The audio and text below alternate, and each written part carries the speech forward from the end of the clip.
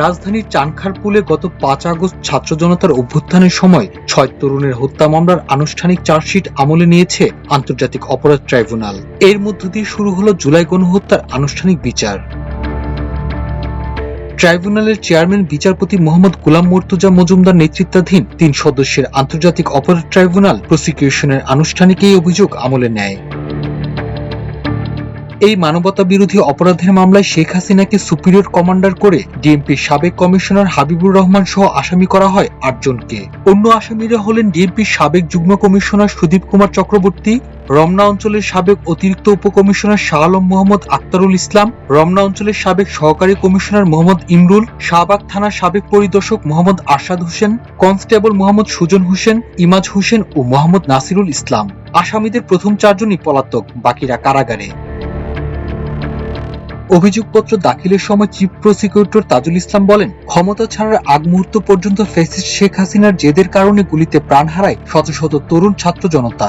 এত কিছুর পরও রক্তপাতের মাধ্যমে ক্ষমতা আঁকড়ে ধরে রাখতে চেয়েছিলেন তিনি।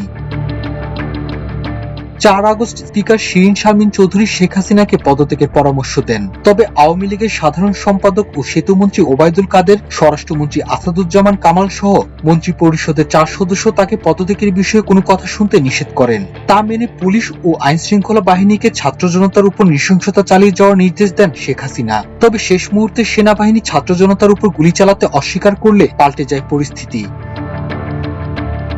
চিফ প্রসিকিউটর বলেন, ৫ আগস্ট সকাল ১০:৩০ থেকে প্রায় ১ ঘন্টা বৈঠকে রাষ্ট্রীয় বিভিন্ন বাহিনীর শীর্ষ কর্মকর্তাদের চাপ দিচ্ছিলেন হাসিনা। পরিস্থিতি যে একেবারে নিয়ন্ত্রণের বাইরে তা কিছুতেই মানতে চাইছিলেন না তিনি। পরে পরিবারের সদস্যরা তাকে জানান, লাখ লাখ মানুষ গণভবনের দিকে এগিয়ে আসছে, তাদের পদতলে শেষ হয়ে যাবে জীবন। শেখ হাসিনা তার স্বভাবজাত জেদ বজায় রাখলে এক পর্যায়ে ছোট বোন রেহানা হাসিনার পা জড়িয়ে ধরেন, জীবন বাঁচাতে দ্রুত গণভবন ছাড়ার আকুতি জানান। এরপর দ্রুত সময়ে পদত্যাগ করে সামরিক হেলিকপ্টারে রেহানাকে নিয়ে দেশ ছাড়েন হাসিনা।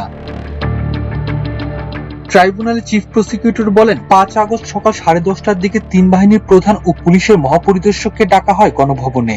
নিরাপত্তা বাহিনী কেন পরিস্থিতি সামাল দিতে পারছে না সেটার জন্য ক্ষোভ ছাড়েন হাসিনা। জবাবে তারা জানায়, আন্দোলনকারীরা আইন শৃঙ্খলা রক্ষাকারী বাহিনীর সাজোয়াজানে উঠে পড়েছেন, গুলির সামনে পেতে দিচ্ছে বুক। এত কিছুর পরও তারা কেন কঠোর হচ্ছে না তা নিয়ে চরম ক্ষোভ প্রকাশ করেন হাসিনা। এক পর্যায়ে আইজিপি কে দেখে হাসিনা বলেন, পুলিশ ভালো করছে, সেনাবাহিনী কেন পারছে না। তখন আইজিপি জানান, পরিস্থিতি যে পর্যায়ে গেছে তাতে পুলিশের পক্ষেও আর বেশি সময় কঠোর অবস্থান ধরে রাখা সম্ভব না। হাসিনা সেটা কিছুতেই মানতে রাজি হচ্ছিলেন না। তখন কর্মকর্তারা শেখ রেহানার সঙ্গে আরেক কক্ষে আলোচনা করেন, তাকে পরিস্থিতি জানিয়ে শেখ হাসিনাকে বোঝাতে অনুরোধ করেন। শেখ রেহানা এরপর বড় বোন শেখ হাসিনার সঙ্গে আলোচনা করেন। এক পর্যায়ে পা জড়িয়ে ধরে হাসিনাকে পদত্যাগ করে দেশ ছাড়ার অনুরোধ করেন। এতেও কাজ হয়নি। তখন বিদেশে থাকা সজীব ওয়াজেদ জয়ের সঙ্গে ফোনে কথা বলেন এক শীর্ষ কর্মকর্তা। এরপর মা হাসিনার সঙ্গে কথা বলেন জয়, জানান দেশ না ছাড়লে গণমানুষের হাতে জীবন সংশয়ের কথা। জয়ের কথায় রাজি হন হাসিনা। এরপর জাতির উদ্দেশ্যে প্রচারের জন্য একটা ভাষণ রেকর্ড করতে চান তিনি।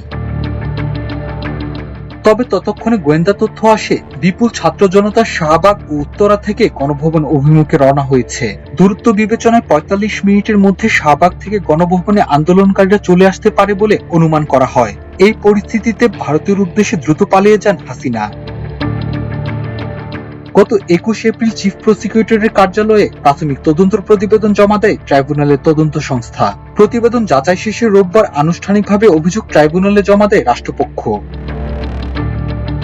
এদিকে আদালত অবমাননার মামলায় শেখ হাসিনা ও সাবেক ছাত্রলীগ নেতা শাকিল আলম বুলবুলকে হাজির হতে দুটি পত্রিকায় বিজ্ঞপ্তি প্রকাশের নির্দেশ দিয়েছে আন্তর্জাতিক অপরাধ ট্রাইব্যুনাল। আগামী ৭ দিনের মধ্যে তাদের ট্রাইব্যুনালে হাজির হওয়ার নির্দেশ দিয়েছে ট্রাইব্যুনাল। মাল্টিমিডিয়া ডেস্ক, আমার দেশ।